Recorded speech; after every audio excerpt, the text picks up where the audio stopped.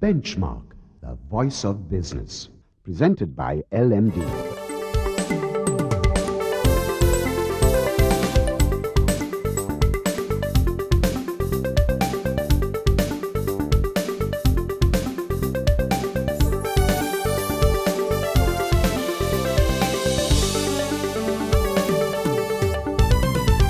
On this edition of Benchmark, we take a closer look at Sri Lanka's healthcare sector by talking to the chairman of Hemas Hospitals and group director of Hemas Holdings, Murtaza Esufally. Then, with Nielsen's managing director Shaheen Cader, we analyze the BCI's climb to a 7-month high in October. And LMD columnist Samantha Amerasinghe wraps up this edition by explaining why she believes the economy will achieve 6.8% expansion this year. That's the lineup for Benchmark. Hello and welcome. I'm Savitri Rodrigo. Sri Lanka's healthcare sector is under the microscope today on Benchmark. As LMD's cover story pointed out last month, non-communicable diseases such as heart disease, cancer, diabetes and asthma are on the rise, coupled with risk factors like obesity, alcoholism, smoking and unhealthy diets. Sri Lanka is also plagued with the deadly dengue virus, with almost 24,000 cases reported this year alone. Now, World Bank statistics say that more than 22% of Sri Lanka's population will be over 60 by 2036. And as the population gets older, our healthcare system will have to deal with a lot more on its plate than it already has. So to put things into perspective and tell us a little bit more about what is actually happening, we have in our studios the chairman of Hemas Hospitals and group director of Hemas Holdings, Murtaza Esufally.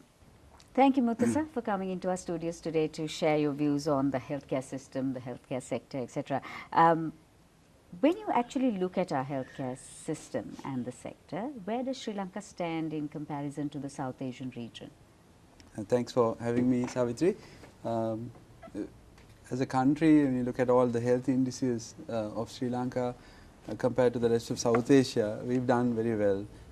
From life expectancy to infant mortality, particularly in maternal mortality, life, and even if you take things like the number of hospitals, number of hospital beds, access to people from the rural areas into healthcare, we are really a model in South Asia. Having said that, there are still some new challenges and some problems that still remain to be resolved. In terms of the new challenges are the whole area of non-communicable diseases that are coming up that would require some new strategies to help to tackle that problem.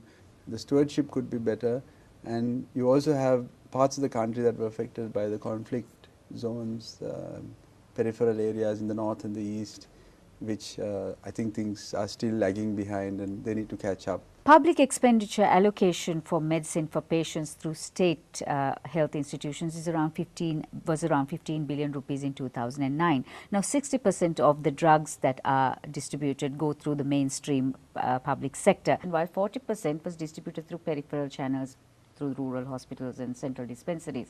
Now, rural hospitals and these dispensaries cover about 1/3 of our population. And if that is the case, most often there are shortages. In reality, most patients have to purchase these as a result. And Murtaza, do you think then that our universal access to healthcare, that system, has actually been a success when it comes to the availability of medication? You know, we've been providing free services through the public hospitals for both preventative and curative care across the country, including rural areas.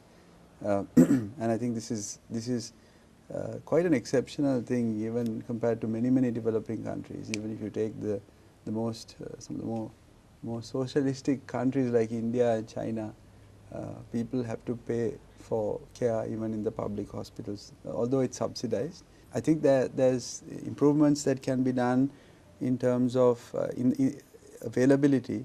You know, I think if the supply chain, if modern supply chain systems are practiced by the government, like they are in the private sector, using more computerization, using more principles of good supply chain management, making it very, and working closer with the private sector. I think distribution of drugs and availability can be made better.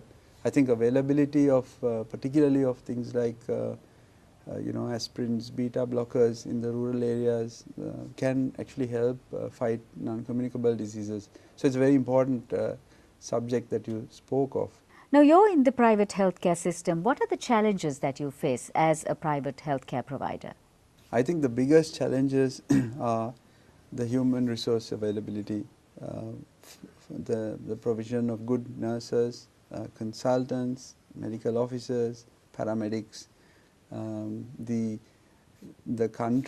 government doesn't really doesn't train in a substantial way human resources for the private sector. The private sector tends to train their own,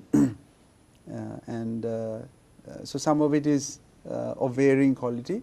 Actually, the government is training doctors for the public sector, which is also short of people, and for the international market, because lots of these doctors go abroad. So the private sector gets deprived. The other big thing that has to happen for the private sector to develop is the growth of third-party payers, insurance, corporates undertaking to pay for their employees. Usually the private sector develops when third-party payments get more sophisticated. The other thing is there's an absence of very clear guidelines and regulations, particularly with regard to quality standards. So if you're the average member of the public would find it very difficult to judge a good hospital from a not so good hospital, from a good laboratory to a not so good laboratory. How would the public know? There's a lot of information asymmetry in healthcare.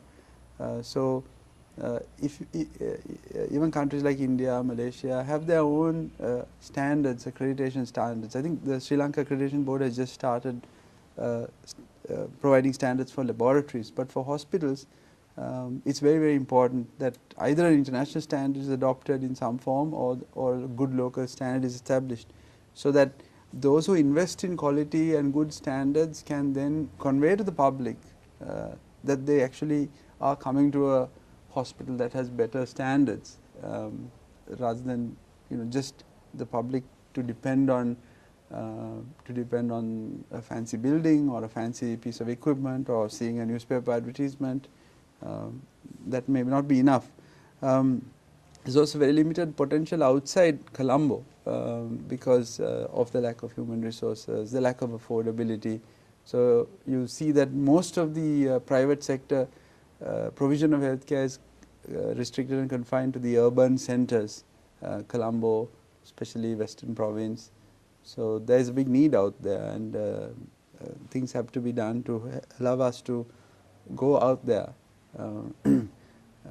The other thing is that when we invest in technologies, some of it is very expensive. The private sector has the capacity to invest in technology. If that technology can be shared with the public sector, then there's a lot more efficiency in the whole system. Currently, in a single location, both the government and the private sector will invest, and the capacity, the utilization is maybe 50%.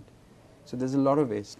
We pause now for some messages from our sponsors. On the other side, Murtaza Esufally discusses Sri Lanka's potential as a healthcare hub, the rising incidences of non-communicable diseases, and the healthcare facilities in rural Sri Lanka. Stay with us.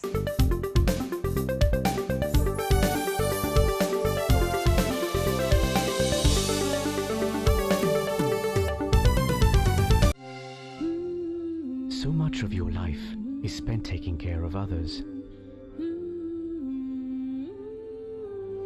showing love in ways no other could. Now it's our turn to show you how much we care. Introducing Leasara from Mobitel, a special package for women with a free life insurance cover up to 500,000 rupees. Leasara, empowering women today for a secure tomorrow. Mobitel, we care always. If you're looking for a leasing company to make your wheels go round, with fast, friendly and hassle-free service, together with flexibility and the best interest rates in town, Let us show you how we can make your world go round. People's Leasing Company. We're the #1 in leasing because pleasing people is our #1 priority. Welcome back to Benchmark. We now continue with our exclusive interview with the chairman of Hemas Hospitals and group director of Hemas Holdings, Murtaza Esufally. Murtaza, Sri Lanka has been recognized as having a very good healthcare system compared to the other countries in the South Asian region. But I mean, within ourselves, we know that there are shortcomings in the state health sector, and we have, however, seen a very massive improvement also along the years. Do you think Sri Lanka, therefore, has the potential to and the resources to actually become a hub for this region? Yes, that's an important vision to have. We've seen India, Malaysia, Singapore, Thailand embracing this vision. What these other countries have done is they've all gone for some kind of international accreditation. You need a third-party certification to show that your hospital's quality standards are on par with international standards. Secondly, you need some big names. Like Johns Hopkins is in Singapore. People recognize big brand names, international brand names.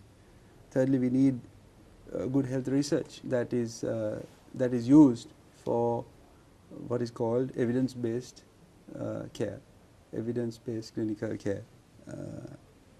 I think fourthly, we need to have the international insurance companies recognizing our hospitals. And of course, you need very good nursing care, doctors who are prepared to spend a lot of time. Currently, the private hospitals find it difficult to get full-time consultants.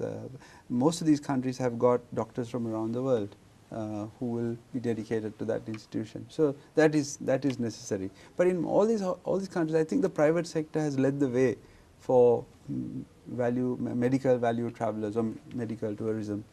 I think probably the lower hanging fruit is the Sri Lankan diaspora overseas.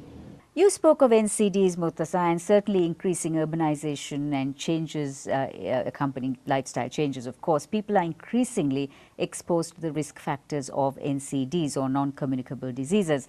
Demographic and epidemiological changes in the country have given rise to a whole incidence, a whole rise, a paradigm of NCDs. What steps can actually be taken to address the risks that ensue? I think it's absolutely important that good diet, exercise, nutrition, and controlling the use of tobacco and alcohol is done at a sort of government level. Should be. I think that's fundamental. And secondly, of course, at the clinic level, making some of those drugs available to statins, what are called beta blockers and aspirin, I read in one study that they can perhaps reduce the mortality by about 23%. That's almost like 38,000 deaths in the next 10 years if these drugs are available in these clinics. When it comes to non-communicable diseases, there's a lot of lifestyle change that has to be brought into people. And often doctors don't have the time, especially doctors in Sri Lanka, don't have the time to make that happen. It is the support services around the doctor, our nurses, paramedics, counselors, this support system which private hospitals have, private healthcare, private GPs have. These are the people who should be in the forefront of patient education, patient counseling, to change people's lifestyle. So education of patients, there's a lot of ignorance out there, is very, very important. What measures do you think the private and public organizations can do to uplift, develop and improve the service standards in the healthcare industry in Sri Lanka? Having well-defined, written sets of very detailed quality standards that hospitals, laboratories, pharmacies have to follow. and giving perhaps people time, giving them a few years to conform to this, and encouraging perhaps banks or the government to give loans at a concessionary rate for people to upgrade to conform to these standards. You can't do this overnight, but you can say that certain things are desirable and certain things are mandatory. So the regulation around quality standards are extremely important to have. Well, Murtaza, with all what you've said, we hope we will see a more engaged private and public sector healthcare system in the country. Thank you very much for joining us on Benchmark. That was Murtaza Esufally, Chairman of Hemas Hospitals and Group Director of Hemas Holdings, talking to us on Benchmark. On the other side, we have Shaheen Cader, Managing Director of Nielsen, who will be talking about the Business Confidence Index, and Samantha Amerasinghe, economist and LMD columnist, who will discuss the economy.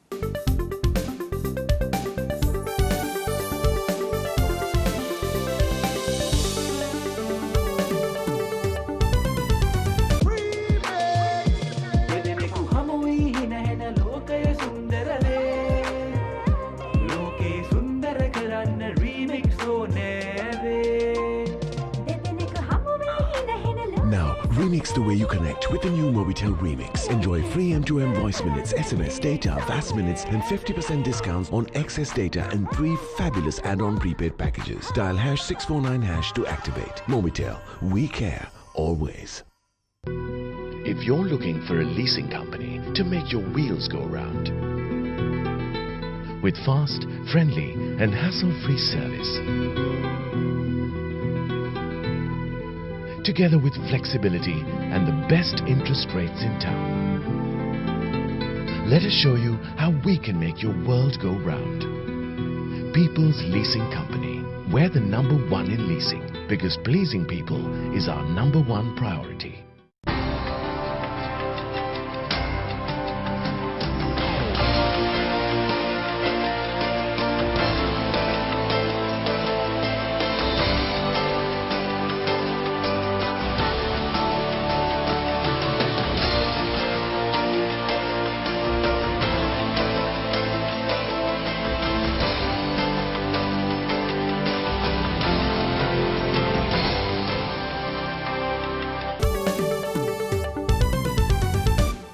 Welcome back to Benchmark.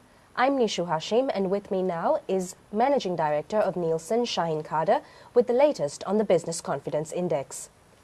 Now, Shaheen, the IMF cut its 2012 growth forecast for Sri Lanka to 6.7% and also dropped Asia's growth projections to 5.4%, while the global economy is forecast to grow at a mere 3.3% this year. But the BCI climbed to a 7-month high of 135 this month from just 90 points 4 months ago. Now, what do you make of this, and is our business community being overly optimistic? Yeah, I think if you look at the growth rate forecasted for the country at 6%, it is still one of the highest growth rates in the world. So most countries, very few countries are really at about over 6%.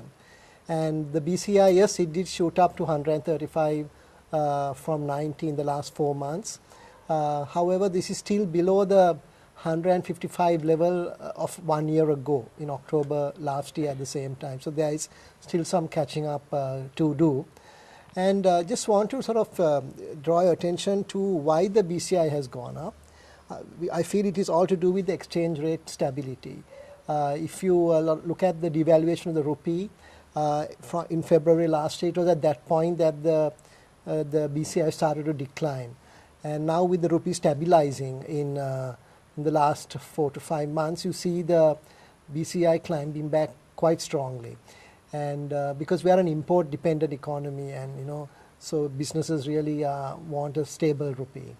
And so therefore, I think business is being realistic rather than overly optimistic at this stage. And what do respondents have to say about our investment climate, especially considering the far from ideal global economic environment? Yeah, the surveyed respondents are not overtly optimistic about the investment climate, and the percentage saying it's a very good investment climate is only in the low single digits, 2 to 3%, and this has been so continuously for the last 6 months at least. This is despite investments happening in agriculture, tourism, fishing, and in construction. But I guess in other areas there is still sort of a perception that the climate is not extremely conducive for investment. Now, on the local economic front, the cost of living is rising, tobacco and alcohol is being taxed heavily as are imported vehicles, and state debt has expanded exponentially.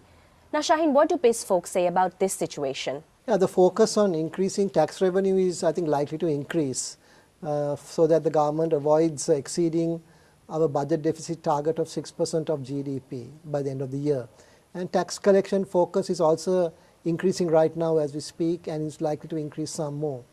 And business people, however, have taken the last round of increases in their stride, but we await with bated breath the November budget proposals. That was Managing Director of Nielsen, Shaheen Cader. After a short commercial break, Anushan Selvaraja has the latest on the macroeconomic outlook with economist and LMD columnist Samantha Amerasinghe. Stay tuned.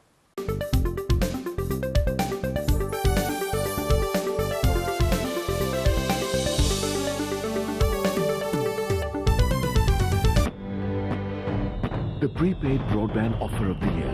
Now with every new connection, get free data up to 8 GB and 6 months validity for just 2012 rupees. Mobitel, we care always.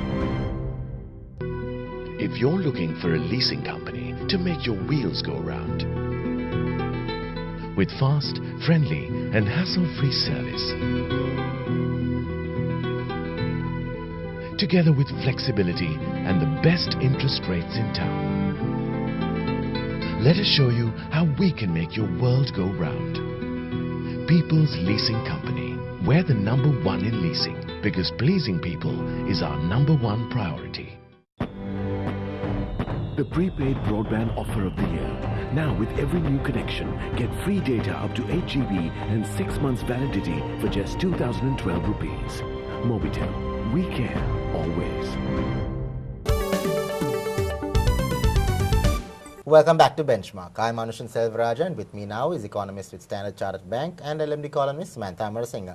Now, Samantha, according to your article in this month's issue of LMD, you said that our economy is poised for 6.8% of expansion in 2012. Could you elaborate on how this is possible with the almost gale force external winds created by slowing global demand? Yes. Firstly, although the second quarter GDP print was at 6.4% year on year, and this was the slowest quarterly decline, I think, since the second quarter of 2009. We had very strong growth in quarter one at 7.9%. So it was a good first half despite the external headwinds. The second factor is that despite services sector growth coming in at 4.5% year on year in the second quarter, the economy still remains well supported by the agricultural and industrial sectors, which grew by 9.1% and 9.5% respectively. Tight credit conditions locally and weak global growth continues to be a drag on the growth outlook, but the construction and manufacturing sectors in particular are performing well, and remittances continue to remain strong, and these are currently the key growth drivers. But that said, we still feel there are downside risks to our 6.8% growth forecast, and the biggest risk is still the weak external demand. In the light of Asia's strong growth in recent years, what measures have Asian economies taken to mitigate the effect of the current global financial turmoil? Well, luckily, Asia's economies have had more policy tools at their disposal due to stronger macro fundamentals currently than their counterparts in the West. And in recent times, since downside risks to growth have emerged, the policy bias across the region has largely shifted towards easing, and we've seen a number of central banks across the region starting to cut policy rates.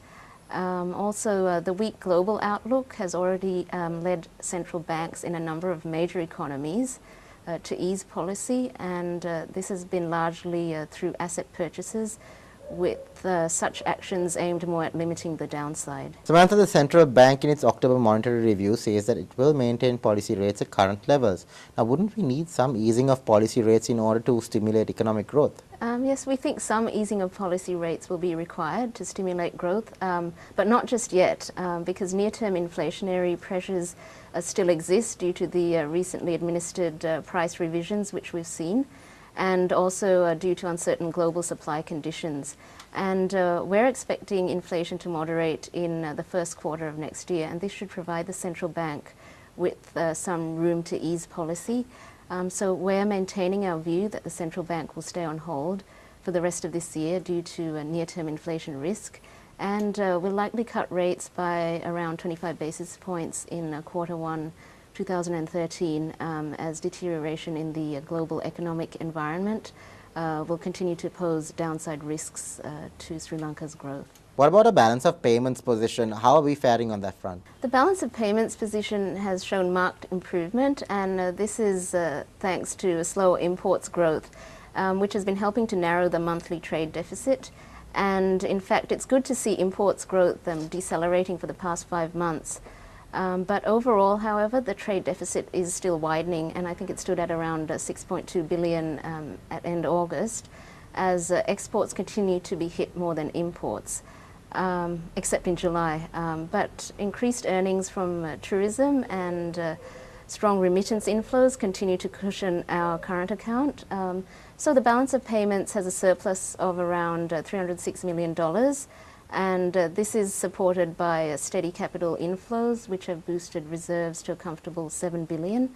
But where we have some concern is on the FDI inflows, which are not as high as expected, and this is one of the key concerns. We also think further IMF support in the form of the extended fund facility should help to finance the current account deficit and push the balance of payments further into surplus in 2013. So overall, the balance of payments, we think it's faring quite well despite the weak global environment. That was economist with Standard Chartered Bank and LNB columnist Samantha Amerasinghe. We hope you enjoyed the show, and we'll see you again next time.